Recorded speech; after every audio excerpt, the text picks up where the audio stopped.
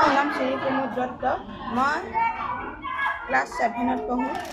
নমস্কাৰ, মোৰ নাম শ্ৰী প্ৰাঞ্জল পৰাগ। মই ক্লাছ 7ত পঢ়োঁ।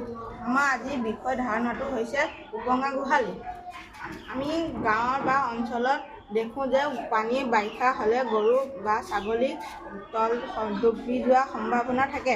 সেইবাবে আমি এই উপঙা গোহালিটো নিৰ্মাণ কৰি উলিয়াইছোঁ।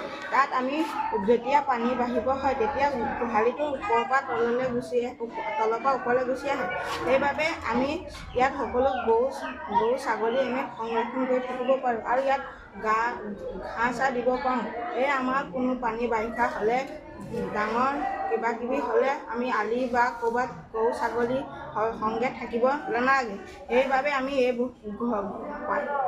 পানী গোহালিটো নিৰ্মাণ কৰি উলিয়াইছোঁ।